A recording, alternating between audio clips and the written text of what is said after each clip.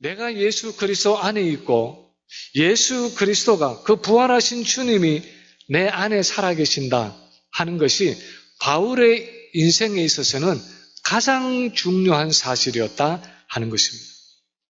그래서 우리가 잘 아는 것처럼 갈라디아서 2장 20절에 보면 바울이 가지고 있는 그 인생관과 그 신앙관을 가장 잘 요약하고 있습니다. 내가 그리스도와 함께 십자가에 못 박혔나니 그런즉 이제는 내가 사는 것이 아니요 오직 내 안에 그리스도께서 사시는 것이라. 이제 내가 육체 가운데 사는 것은 나를 사랑하사 나를 위하여 자기를 버리신 하나님의 아들을 믿는 믿음 안에서 사는 것이라. 그렇게 고백하고 있습니다. 바울에게 있어서 부활하신 그 예수 그리스도가 내 안에 사신다 하는 이것은 하나의 교리나 하나의 신학이나 하나의 이론이 아니라 생활이고 삶이었습니다. 그래서 본인 자신도 평생을 그 믿음 가운데 살아갔을 뿐 아니라 우리가 바울의 서신서를 보면은 여러 곳에서 다른 성도들에게도 그런 믿음으로 내가 예수 그리스도 안에 있고 예수 그리스도가 내 안에 있다 하는 그 믿음으로 살아가야 한다고 여러 번 말씀하고 있습니다. 그 중에 오늘 본문도 그 배경 가운데 있는 한 본문입니다.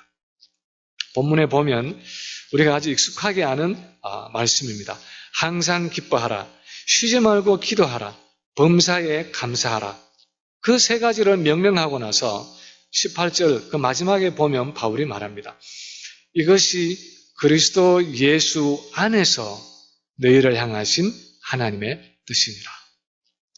그리스도 예수 안에서 너희를 향하신 하나님의 뜻이다. 그렇게 말하고 있습니다. 그리스도 예수 안에서 하는 이 구절은 너희가 예수 그리스도 안에 있기 때문에 또는 예수 그리스도가 너희 안에 있기 때문에 또는 예수 그리스도가 너희와 연합되어 있기 때문에 너희가 예수님과 연합되어 있기 때문에 하는 의미입니다. 다시 말하면 앞에 나오는 이 세 명령, 항상 기뻐하라, 쉬지 말고 기도하라, 범사에 감사하라 하는 이 세 가지 명령은 이제 우리 성도들은 예수 그리스도 안에 있는 사람들이기 때문에 반드시 실천해야 할 명령들이라는 것입니다. 만약에 우리가 예수님 안에 있는 사람들이 아니었다면 사실 하나님이 이런 명령을 우리에게 주시지 않을 것입니다. 줄 수가 없었을 것입니다. 그런데 우리는 예수 그리스도와 연합되어서 우리가 예수님 안에 있고 예수님이 우리 안에 계시는 그런 모습으로 살아가는 사람들이기 때문에 하나님이 이 명령을 우리에게 주시는데 무엇보다도 이제는 그리스도 안에서 그것이 가능하기 때문에 우리에게 주어진 명령이라는 것입니다. 오늘 본문의 이 세 명령은 그런 배경 속에 있습니다. 첫 번째 바울이 명령하는 것은 항상 기뻐하라 하는 명령입니다. 16절에 보면 항상 기뻐하라 그렇게 말하고 있습니다. 사실은 여기뿐 아니라 바울은 자기의 그 서신서 여러 곳에서 우리 성도들에게 기뻐하라 하는 명령을 얼마나 많이 하고 있는지 모릅니다. 예를 들어서 빌립보서 2장 17, 18절에 보면 만일 너희 믿음의 재물과 섬김 위에 내가 나를 전제로 드릴지라도 나는 기뻐하고 너희 무리와 함께 기뻐하리니 이와 같이 너희도 기뻐하고 나와 함께 기뻐하라. 그렇게 바울이 말하고 있고 3장 1절에서는 끝으로 나의 형제들아 주 안에서 기뻐하라. 그렇게 말씀하고 있고 4장 4절에서도 또다시 그렇게 말하고 있습니다. 바울은 자기의 편지 여러 곳에서 편지를 받는 성도들을 향해서 기뻐해라. 항상 기뻐해라. 주 안에서 기뻐해라. 다시 말하는데 기뻐해라. 기뻐하라는 말을 얼마나 많이 하고 있는지 모릅니다. 근데 기뻐할 만한 상황에서 기뻐하는 것은 사실 당연하고 쉬운 일이지만 기뻐할 만한 상황이 아닌데 기뻐한다는 것은 솔직히 말해서 얼마나 어려운 일인지 모릅니다. 말하기는 쉽지만 말하는 사람은 기뻐해라. 왜 기뻐하면 되지? 왜 기뻐하지 못해? 말하기는 쉽지만 말을 듣는 사람은 기뻐할 상황이 아닌데 기뻐한다는 것은 참 어려운 일입니다.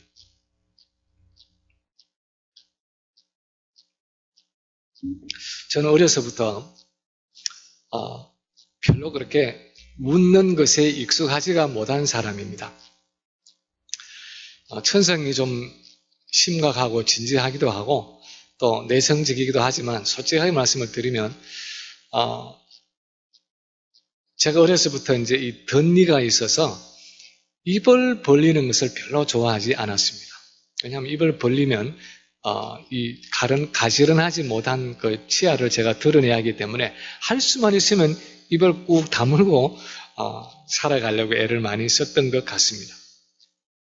그래서 사진을 찍으면 늘 잘 웃지를 못해서 입을 다물고 있으면 뭐 입에다가 뭘 하나 물고 있는 사람처럼 그렇게 부자연스럽게 나오는데 요즘도 사진을 찍으면 어떤 분들이 그렇게 말해요. 목사님 웃으세요. 그렇게 말하는데 사진사는 웃으라고 말하는데 사실 웃음이 잘 나오지 않는다는 것을 느낄 때가 참 많습니다. 그냥 웃으세요 하지 말고 그냥 좀 웃겨주든지 웃기면 제가 잔소리게 웃을 텐데 얼굴에 대고 웃으세요 이러면 얼마나 어색한지 그래서 억지로 웃으면서 사진을 찍어놓고 보면 정말 나중에 이 억지 웃음이 사진에 나와 있어서 얼마나 어색한지 모릅니다. 웃음이 나오지 않는 사람을 억지로 웃어라 말하면 참 힘든 것처럼 기뻐할 일이 없는데 지금 내 상황은 도무지 마음속에 기쁨이 없는데 기뻐할 수 있는 여건이 아닌데 기뻐해라. 다시 말하는데 또 기뻐해라. 기뻐해라 말하면 사실 그것만큼 힘든 것도 없을 것입니다. 근데 사실 오늘 본문에서 바울이 항상 기뻐해라 하고 명령할 때에 이 명령은 그런 종류의 명령이 아니라는 것입니다. 억지로 기쁨을 쥐어짜라는 얘기가 아닌 것입니다. 오히려 바울이 자꾸만 기뻐해라, 주 안에서 기뻐해라, 주 안에서 항상 기뻐해라 그렇게 명령하는 이유는 이제는 우리가 그렇게 기뻐할 수 있다는 것입니다. 그럴 만한 이유가 있다는 것입니다. 우리가 주님 안에 있고 주님이 내 안에 계시기 때문에 어떤 상황에서도 우리는 기뻐할 수 있는 사람들이라는 것입니다. 환경을 돌아보면 도저히 기뻐할 상황이 아니고 기쁜 일이 도무지 없을 수 있지만 내 안에 계시는 그 예수 그리스도 때문에 내가 예수 그리스도 안에 있다는 사실 때문에 여건과 환경을 초월해서 항상 기뻐할 수 있다는 것입니다. 그래서 기뻐하라는 것입니다. 항상 기뻐하라는 것입니다. 주 안에서 항상 기뻐하라는 것입니다. 우리는 일반적으로 기뻐할 이유가 있을 때 기뻐할 수 있다 그렇게 생각을 합니다. 사업이 잘 돼서 매상이 오르든지 아니면 내가 주급이 오르든지 아이들이 좋은 학교에 가고 좋은 직장을 얻었든지 그런 좋은 일이 일어나면 내가 기뻐할 수 있다고 생각을 합니다. 그래서 우리의 기쁨은 늘 상대적입니다. 조건적입니다. 그 조건이 없어지면 기쁨도 잃어버립니다. 그리고 많은 경우에 세상적입니다. 그 말은 세상에 어떤 것들이 충족되어졌을 때에는 내가 기뻐할 수 있지만 그것을 잃어버리면 내가 기뻐할 수 없는 그런 종류의 기쁨인 경우가 많습니다. 그런데 주 안에서 기뻐한다. 바울이 성경에서 말하는 주 안에서 기뻐한다 하는 이 말은 주님 때문에 기뻐한다는 의미입니다. 내 기쁨의 근원과 이유가 어떤 외적인 조건이나 환경이 아니라 어떤 여건 때문이 아니라 주님 때문이라는 것입니다. 환경에 관계없이 예수님 자신 때문에 내가 기뻐한다는 것입니다. 여러분도 제 비슷한 경험을 하신 분이 있을지 모르지만 제가 결혼을 하고 나서 제 나름대로 한동안 굉장히 신기한 느낌이 들었을 때가 있습니다. 그것은 내가 사람을 선물로 받았다 하는 아주 참 신기한 그런 생각이었습니다. 평생을 살아오면서 많은 종류의 선물을 받아보았습니다. 초등학교에 다닐 때는 예를 들어서 학교에서나 교회에서 공책이나 연필 이런 것들을 선물로 아니면 상품으로 받아보았죠. 그리고 무슨 과자나 장난감 같은 것도 선물로 받아봤습니다. 좀 커서는 책도 선물로 받아보고요. 무슨 자전거 같은 것도 선물로 받아보고요. 나중에는 컴퓨터도 사보고 자동차도 사보았지만 사람을 선물로 받은 적은 한 번도 없었습니다. 그런데 결혼을 하고 나서 나와 늘 함께 먹고 마시면서 잠자리를 같이 하는 한 인격체인 사람을 선물로 얻었다는 그 사실이 참 신기하고 참 기뻤습니다. 세상에서 그것보다 더 큰 선물이 없을 것 같았습니다. 아마 그게 사랑에 빠진 사람의 마음일 것입니다. 사람에 대한 그런 기쁨이 있으면 사실 다른 어떤 것들이 아무리 부족해도 상관이 없습니다. 예를 들어서 어떤 유행가에 나오는 것처럼 그 노래 가사처럼 초가 삼간에 집을 짓고 그냥 꽁보리밥을 먹으면서 산다고 해도 내가 기쁨으로 삼고 있는 사람이 있으면 사실 별로 관계가 없는 것입니다. 배부르게 먹지 못하고 호화롭게 살지 못해도 고생스럽고 힘들어도 내가 사랑하는 사람과 함께 있다는 것은 말할 수 없는 기쁨이 있는 것입니다. 우리는 살면서 그런 종류의 절대적인 기쁨을 잘 알고 있습니다. 어떤 환경이나 어떤 여건에 관계없이 어떤 조건에 관계없이 그 사람 때문에 주어지는 절대적인 기쁨이 있다는 것을 우리가 알고 있습니다. 그런데 바울은 지금 그런 종류의 기쁨을 말하는 것입니다.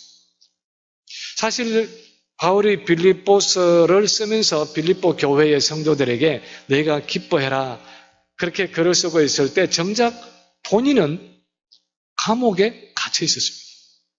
우리가 잘 아는 것처럼 이 빌립보서와 에베소서와 골로새서, 빌레몬서 같은 서신서들은 옥중 서신입니다. 바울이 옥에 갇혀 있는 중에 쓴 편지라는 뜻입니다. 환경적으로 보나 신체적으로 보나 어쩌면 바울에게는 기뻐할 수 있는 조건이 전혀 없었을 가능성이 많습니다. 오히려 슬퍼하고 낙심하고 때로는 내가 복음을 전했는데 복음을 전하는 일에 나를 이렇게 헌신했는데 내가 이렇게 감옥에 갇혀 있다니 하면서 분노할 수도 있었을 것입니다. 그런데 바울은 착고를 차고 이 쇠사슬에 매여서 감옥 안에 앉아서 넘치는 기쁨을 가지고 오히려 감옥 밖에 있는 사람들을 향해서 내가 기뻐해라. 항상 기뻐해라. 주 안에서 기뻐해라. 그렇게 말하면서 기쁨의 사도로 지금 명령을 하고 있는 것입니다. 어떻게 바울이 그렇게 할 수 있었습니까? 그는 자기 안에 계시는 그 예수 그리스도로 인한 기쁨을 알고 있었습니다. 그 예수 그리스도와의 친밀하고 깊은 교제에서 나오는 그 기쁨과 즐거움이 무엇인지를 알고 있었습니다. 아무리 몸이 고달프고 아무리 마음이 외롭고 모든 사람이 나를 떠나가고 환경이 열악해도 내 안에 주님이 계시고 내가 주님 안에 있다는 그 사실 때문에 그리고 주님은 나의 모든 상황을 다 알고 계신다는 그 사실만으로도 속에서 넘쳐나오는 기쁨을 억제할 수가 없었던 것입니다. 그래서 자기 안에서 억제할 수 없는 기쁨이 일어나기 때문에 지금 감옥 밖에 있는 성도들을 향해서 내가 기뻐해라, 기뻐해라, 기뻐해라 그렇게 말하고 있는 것입니다. 우리 성도는 그런 기쁨을 누릴 수 있는 사람들이라는 것입니다. 예수님이 내 안에 계시고 내가 예수님 안에 있다는 그 사실 때문에 세상이 이해할 수 없는 어떤 특별한 종류의 기쁨이 우리 그리스도인들에게는 있다는 것입니다. 예수님이 요한복음 14장 27절에서 평안을 너희에게 주노니 내가 너희에게 주는 것은 세상이 주는 것과 같이 아니하니라, 그렇게 말씀하신 것처럼 주님이 우리에게 주시는 기쁨은 세상이 우리에게 주시는 기쁨과는 비교할 수 없는 아주 무조건적이고 독특한 그런 종류의 기쁨을 우리가 가지고 있다는 것입니다. 마치 밭에서 보화를 발견한 농부처럼, 또는 값진 진주를 발견한 상인처럼 그 무엇과도 바꿀 수 없는, 세상에 그 무엇을 준다고 해도 내가 포기할 수 없는 그런 종류의 절대적인 천국의 기쁨이 주님을 소유한 우리 성도들에게는 있다는 것입니다. 이런 이유 때문에 우리 성도들은 어떤 경우에도 항상 기뻐할 수 있고, 그러므로 항상 기뻐하라, 그렇게 오늘 본문에서 바울이 말씀하고 있는 것입니다. 또한 바울은 17절에서 두 번째로 쉬지 말고 기도하라고 말씀하고 있습니다. 쉬지 말고 기도하라 하면 많은 분들이 그렇게 생각할 때가 있지만, 이것은 24시간 쉬지 않고 기도만 한다는 의미가 아닙니다. 이것은 일상생활 속에서 내가 해야 될 일을 다 하면서도 기도를 통한 하나님과의 교제를 끊어지지 않게 하라는 것입니다. 기도를 통해서 하나님과 끊임없이 교제하라는 말입니다. 사실 구약시대의 기도라는 것은 여러 종류의 제사들과 함께 드려지는 일종의 큰 행사라고 할 수 있습니다. 왜냐하면 하나님께 나아간다 하는 것이 구약시대에 하나님이 임재해 계시는 그 지성소로 나아간다 하는 것은 1년에 단 한 번 이 대제사장이 대속죄일에 먼저 자기를 위해서 제사를 드리고 나서 그 다음에 백성들을 위한 제물을 잡고 그 피를 가지고 1년에 한 차례 그 지성소 안에 하나님 앞으로 나아갈 수가 있었습니다. 그것도 두렵고 떨리는 마음으로 나아갔습니다. 만약에 매일의 제사로 생각하면 그 당시 제사장은 하루에 2번 아침 저녁으로 희생 제물을 드리면서 하나님께로 나아갔습니다. 제물을 드리는 시간이 하루에 2번, 아침에 1번, 저녁에 1번 정해져 있었습니다. 아니면 일반 유대인들은 예루살렘 성전이 있는 방향으로 그렇게 몸을 방향으로 해서 하루에 3번 정해진 기도를 드렸습니다. 예를 들어서 우리가 잘 아는 그 다니엘서에 보면 6장 10절에 보면 다니엘이 조서에 왕의 도장이 찍힌 것을 알고도 자기 집에 돌아가서는 윗방에 올라가 예루살렘으로 향한 창문을 열고 전에 하던 대로 하루 3번씩 무릎을 꿇고 기도하며 그의 하나님께 감사하였다, 그렇게 기록하고 있습니다. 그런데 어떤 식으로 기도를 했든지 간에 구약 시대의 성도들은 기도의 장소의 제약을 받았고, 기도의 시간의 제약을 받았고, 기도의 방법의 제약을 받았습니다. 왜냐하면 아직도 그 기도를 받으시는 하나님께로 나아가는, 하나님의 임재를 향해서 나아가는 그 길이 완전히 열리지 않았기 때문이었습니다. 그런데 예수님이 오셔서 십자가에 죽으시고 부활하시면서 그 모든 상황이 다 달라졌습니다. 예수님이 십자가에서 그렇게 숨을 거두고 달려 돌아가셨을 때에 성소에서 지성소로 들어가는 그 두터운 휘장이 찢어졌습니다. 그것을 히브리서 10장 60절에서는 설명하기를 그 길은 우리를 위하여 휘장 가운데로 열어놓으신 새롭고 산 길이요 휘장은 곧 그의 육체니라, 그렇게 말하고 있습니다. 다시 말하면 예수님이 십자가에서 자기 몸을 찢으심으로 이제는 지성소에 계시는 하나님께로 나아갈 수 있는 길을 열어주셨는데, 그래서 우리는 예수 그리스도의 피를 힘입어서 항상 언제든지 어디서든지 거룩하신 하나님께로 나아갈 수 있는 특권을 누리는 자가 되었다는 것입니다. 그래서 이제는 쉬지 말고 항상 언제든지 때와 장소에 구애받지 말고 하나님께 나아와 기도하라는 것입니다. 결국 이것은 쉬지 말고 기도하라 하는 명령형으로 되어 있긴 하지만 이 명령의 성격은 이제는 언제 어디서 기도해도 하나님과 교제할 수 있는 특권을 가지고 있으니까 쉬지 말고 지속적으로 기도함으로 하나님과의 그 가깝고 친밀한 교제가 끊이지 않게 하라는 것입니다. 저를 포함해서 우리 대부분의 그리스도인들에게 있어서 기도에 대한 일반적인 생각은 부담스럽다 하는 것이 일반적인 기도에 대한 인식입니다. 누가 하루에 몇 시간씩 기도한다 이렇게 말하면, 제가 어떤 책을 보니까 하루에 7시간을 기도하는 분이 있더라고요. 근데 그까진 기도하지 못해도 적어도 하루에 한 2-3시간 기도한다 그렇게 말하면 대부분 그렇게 생각합니다. 어떻게 그렇게 오랜 시간을 기도할 수 있습니까? 존경스러운 눈으로 쳐다볼 때가 많습니다. 흔히 우리는 기도가 힘든 노동이고 아주 딱딱한 어떤 의무이고 또 때로는 피 흘리면서 하는 전쟁이라고 그렇게 생각을 합니다. 분명히 기도에는 그런 측면이 있습니다. 그런데 주님이 기도에 대해서 가르치시고 또 바울이 기도에 대해서 가르친 그 내용들을 보면 기도는 그 무엇보다도 우리에게 주어진 특권이고 하나님과의 친밀한 교제라는 것입니다.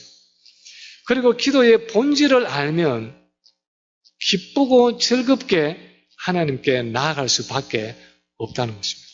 정말 기도가 뭔지를 알면은 기도가 부담스러워, 어떻게 하루에 몇 시간씩 기도해, 그렇게 말하는 것이 아니라 정말 기쁘고 즐거운 심령으로 하나님께 나아갈 수 있다는 것입니다. 우리 찬송가 364장에 보면 그렇게 가사가 기록되어 있습니다. 내 기도하는 그 시간 그때가 가장 즐겁다. 이 세상 근심 걱정에 얽매인 나를 부르사 내 진정 소원 주 앞에 낱낱이 바로 아뢰어 큰 불행 당해 슬플 때 나 위로받게 하시네. 2절 가사에 보면 내 기도하는 그 시간 그때가 가장 귀하다.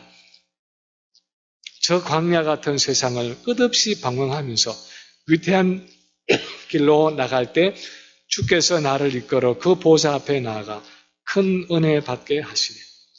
사실 노래를 불러야 좀 더 마음에 다가오는데 제가 그냥 읽어서 그렇지만 이 가사들을 여러분이 찬송하면서 불러보면 내 기도하는 그 시간 그때가 가장 즐겁다. 아니면 그때가 가장 귀하다.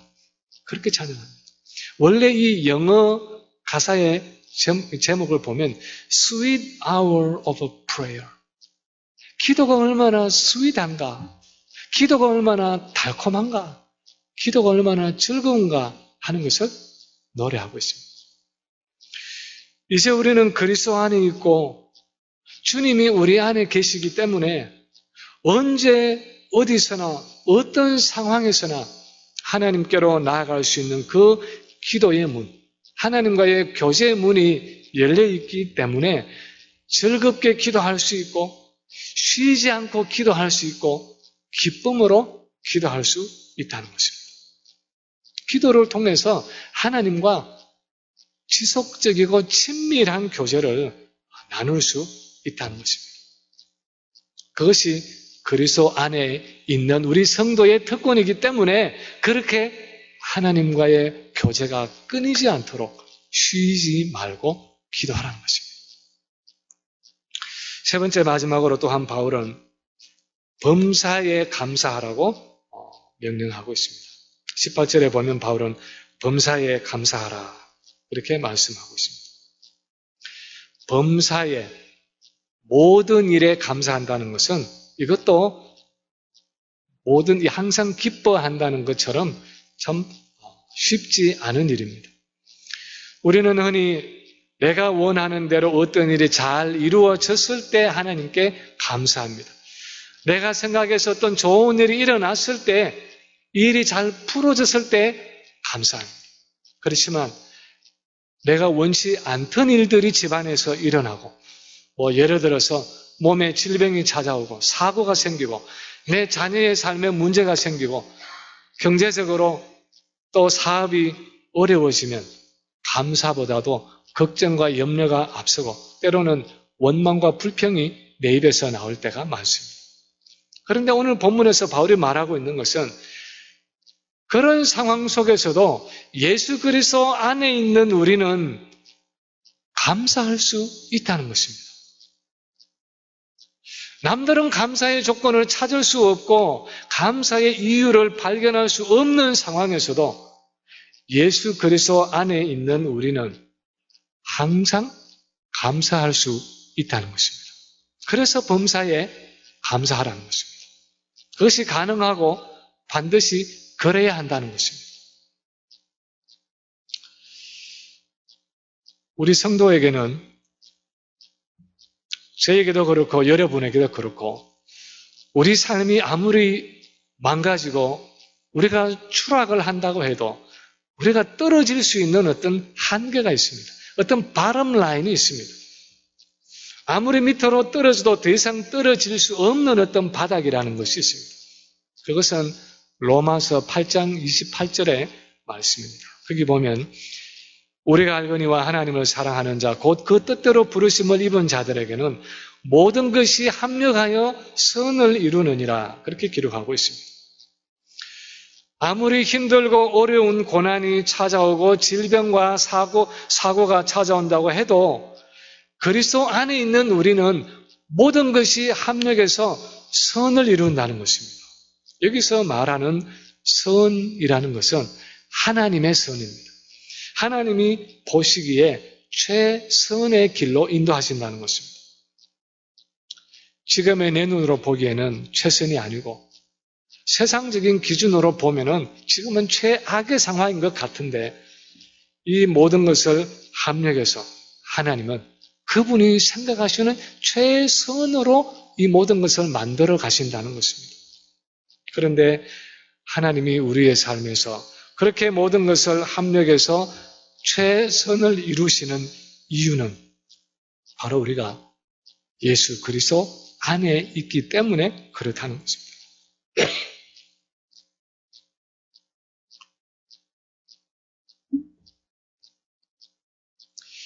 우리가 예수 그리스도 안에 있고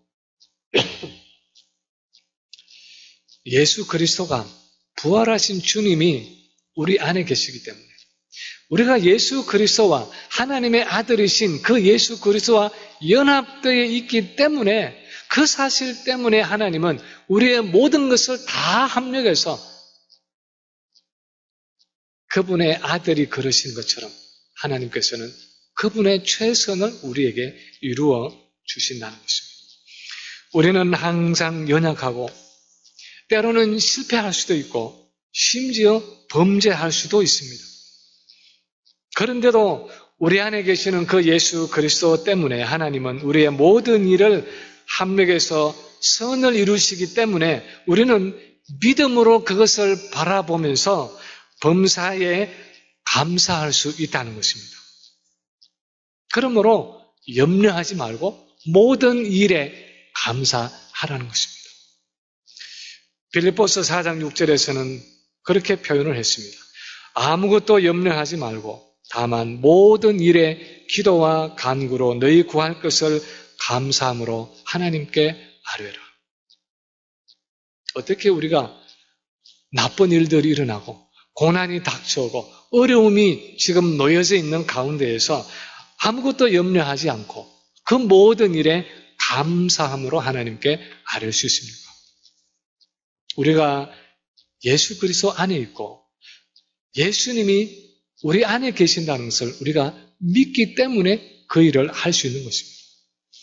하나님이 그분의 아들 예수 그리스도를 사랑하시는 것처럼 나를 사랑하시고, 하나님이 그분의 아들 예수 그리스도에게 최선을 주시는 것처럼 내게 최선을 주신다는 그 믿음이 있기 때문에 아무 염려하지 않고 감사함으로 하나님께 아뢰 수 있는 것입니다. 로마서 8장 32절에 보면은 바울은 이렇게 말합니다. 자기 아들을 아끼지 아니하시고 우리 모든 사람을 위하여 내어주시니가 어찌 그 아들과 함께 모든 것을 우리에게 주시지 아니하겠느냐. 무슨 말입니까? 자기 아들을 우리에게 아끼지 않고 내어주신 그분이 그 아들 안에 있는 그 모든 것을 다 우리에게 함께 주시지 않겠느냐. 그 아들 예수 그리스도 안에 있는 가장 좋은 것들을 다 함께 우리에게 주시지 않겠느냐. 근데 무엇을 염려하고 무엇을 걱정하고 뭘 힘들어하고 있느냐 하는 것입니다. 머린 캐로더스 목사님이 쓴 찬송 생활의 권능 하는 책에 보면은 30년 된 알코올 중독자를 가진 주임이라는 한 성도의 이야기가 나옵니다. 이 목사님이 하루는 그런 설교를 했습니다. 우리가 우리를 괴롭게 하는 환경을 변화시켜 줄 것을 요구하지 말고, 그러니까 어려움이 있고 지금 어떤 고난이 닥쳐와 있을 때 하나님이 환경을 바꿔주십시오. 그렇게 기도하지 말고 그런 환경을 주신 하나님께 감사하면 하나님이 역사해 주신다 하는 그런 설교를 했습니다. 그랬더니 이 주임이라는 성도가 그 설교를 녹음을 해서 테이프를 가지고 듣고 또 들었는데 어느 날 그 설교를 듣다가 아주 크게 깨달은 한 사건이 있었습니다. 그게 뭐냐 하면은 30년 동안 알코올 중독자로 있는 자기 아버지를 위해서 수많은 기도를 해왔는데, 수많은 세월 울면서 그렇게 기도는 해왔는데 한 번도 그 사실에 대해서 감사해 본 적이 없다 하는 사실이었습니다. 그래서 그걸 깨닫고 나서 자기 아내에게 말했습니다. 여보, 아버지가 술 마시는 것에 대해서 우리 감사합시다. 이런 아버지의 상태가 우리가 알지 못하지만 하나님이 가지고 계시는 그 계획하신 대로 아주 멋진 삶이 될 것을 믿고 우리 진심으로 하나님께 감사합시다. 그렇게 말을 하면서 그날 이후로부터 이들 부부가 그 아버지에게 일어나는 사건 하나하나의 모든 것에 대해서 믿음으로 하나님께 감사하고 찬양을 했습니다. 근데 놀라운 것은 이 아버지가 이제 매 주일마다 저녁이 되면 이 아들 집에 와서 식사를 하고 갔습니다. 근데 보통 때는 할 수만 있으면 그냥 식사만 마치고 빨리 자리에서 일어나는데, 그렇게 기도를 하고 감사하고 난 이 알코올 중독자에 대한 아버지에 대해서 하나님께 감사하고 난 그 주일날 저녁에 이 아버지가 식사를 마치고 나서 금방 일어서지 않고 차를 마시면서 그 주간에 있었던 어떤 그 뉴스의 기사에 대해서 얘기를 시작했습니다. 그 얘기가 뭐냐 하면 알코올과 마약에 중독되어 있던 어떤 사람이 어떻게 그 중독에서 빠져나왔는가 하는 거기에 대해서 아들과 며느리한테 물으면서 대화를 시작했습니다.